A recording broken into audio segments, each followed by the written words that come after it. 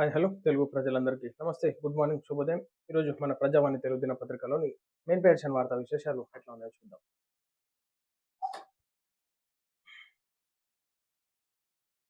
ఆదిలాబాద్కు గోదావరి నీరు పారిస్తా 9 హెక్టే నిర్మించి జిల్లాను సస్యశ్యామలం చేస్తాం. బాసర నుంచి భద్రాచలం వరకు ఆలయాల అభివృద్ధి. ఆదిలాబాద్ విమానాశ్రయానికి త్వరలోనే శంకుస్థాపన.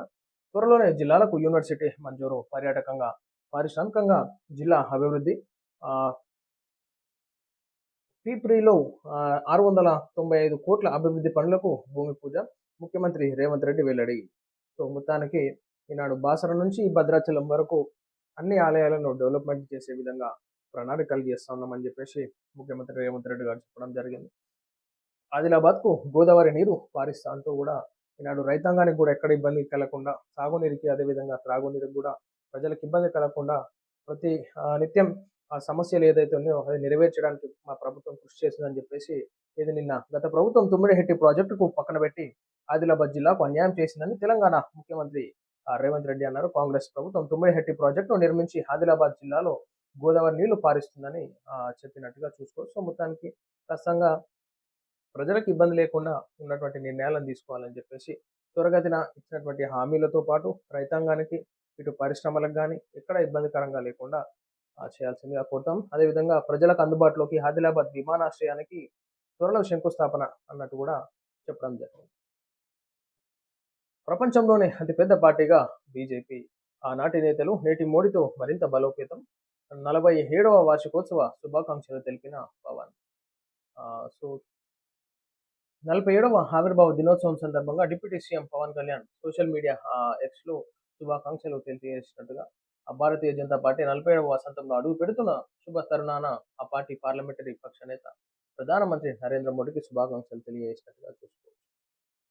ఉమ్మడి పౌరస్మృతి జమిలీ ఎన్నికలు అమలు దిశగా కీలక అడుగులు వేస్తున్నాం. పార్టీ ఆవిర్భావ దినోత్సవ వేళ ప్రధాని మోడీ భారతీయ జనతా పార్టీ కీలక ఎజెండాలైన ఉమ్మడి పౌరస్మృతి, ఒకే దేశం ఒకే ఎన్నికలను అమలు చేసే దిశగా వేగంగా చేస్తూ ఉన్నాం. సో మొత్తానికి ఈనాడు పార్టీ ఆవిర్భావ దినోత్సవ వేళలో ప్రధాని మోడీ గారి ప్రసంగం కూడా మనం చూసుకోవచ్చు, అందరిని ఆకట్టుకున్నట్టుగా. సో జరిగేటటువంటి ఎన్నికల్లో భాగంగా బీజేపీని గెలిపించాలి. సో ఈనాడు మన దేశ భద్రతకు కీలకంగా గతంలో కాంగ్రెస్ పార్టీ ఉన్నప్పుడు ఏ విధంగా ఉండే, సో ఇప్పుడు ఉన్నటువంటి బీజేపీ టైంలో ఏ విధంగా ఉందని చెప్పేసి నరేంద్ర మోడీ గారి ప్రసంగం కూడా మనం చేసినట్టుగా చూసుకోవచ్చు. సో మొత్తానికి ప్రజలు ఓటు తీర్పు ఎట్లుందో కూడా వెయిట్ చేయాల్సిందే. హామీలను అమలు చేసిన ఘనత మాది. పీపుల్స్ మార్చిలో ఇచ్చిన హామీలకు కార్యరూపం. మాకు వ్యక్తిగత ఎజెండా లేదన్న బట్టి విక్రమార్క. అధికారంలోకి వచ్చేందుకు నేతలు ఎన్నో హామీలు ఇస్తుంటారని, కొందరు అధికారంలోకి రాగానే వాటిని మర్చిపోతారని డిప్యూటీ సీఎం బట్టి విక్రమార్క అన్నారు. తాము అలాంటి వాళ్ళం కాదన్నారు. తాను చేపట్టిన పీపుల్స్ మార్చ్కు సో 3 సంవత్సరాలు ముగినట్టుగా చూసుకోవచ్చు. భారతీయ యువత ఉద్యోగాలు సృష్టించే వారుగా ఎదగాలి. కేటీఆర్.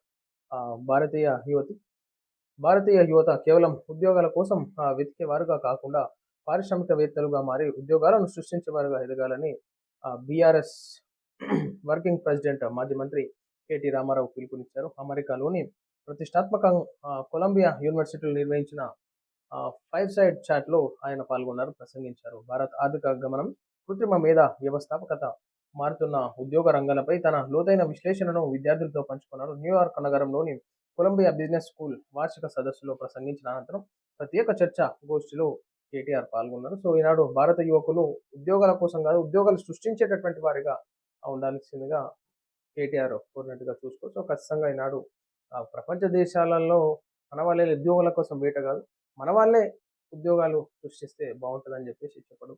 సో ఇంకా స్కిల్స్ని ఇంకా డెవలప్మెంట్ చేసుకోవాలని చెప్పేసి చెప్పడం, విద్యార్థులకి గైడెన్స్ ఇవ్వడం చక్కటి ప్రోగ్రామ్ అన్నమాట. బీజేపీ 47వ ఆవిర్భావ దినోత్సవ వేడుకలు ఊరువాడ జెండా ఎగిరేసిన పార్టీ శ్రేణులు. రాష్ట్ర కార్యాలయ వేడుకల్లో పాల్గొన్న అధ్యక్షుడు పివిఎస్ మాధవ్ పార్టీ ఆవిర్భావ శుభాకాంక్షలు తెలిపిన సీఎం చంద్రబాబు. నేచర్ క్యూర్లో ఈట్ రైట్ మేళా పాల్గొన్న మంత్రి దామోదర రాజనరసింహ. అనారోగ్యకరమైన ఆహార పాలవాళ్ళు పౌష్టికాహారంపై ట్రైనింగ్ కార్యక్రమాలు నిర్వహించాం. ఈ మేళాలో సోమవారం సాయంత్రం మంత్రి దామోదర్ రాజ నరసింహ పాల్గొన్నారు. ఉదయం 10 గంటల నుంచి బల్కంపేటలోని నేచర్ క్యూర్ హాస్పిటల్లో ఈట్ రైట్ మేళాను నిర్వహించారు.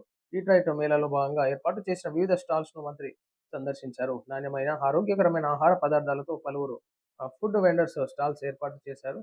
సో మిల్లెట్లతో తయారు చేసిన ఆహార పదార్థాలతో ఏర్పాటు చేసిన స్టాల్స్ ప్రత్యేక ఆకర్షణగా నిలిచాయి. తమిళనాడులో తండ్రి కొడుకుల లాకప్ డెత్ కేసు 9 మంది పోలీసులకు మదురై కోర్టు ఉరిశిక్ష ఖరారు. లాకప్ డెత్ కేసులో మదురై కోర్టు సంచలన తీర్పు వెలువరించింది. బాధ్యులైన 9 మంది పోలీసులకు ఉరిశిక్ష విధిస్తూ తీర్పును ఇచ్చింది. తమిళనాడులో తూత్తుకుడి జిల్లా సాతన్ కులంకు చెందిన తండ్రి కుమారులు లాకప్ డెత్ కేసులో మదురై కోర్టు సంచలన తీర్పు వెలువరించింది. 9 మంది తమిళనాడు పోలీసులకు మరణశిక్ష విధించింది.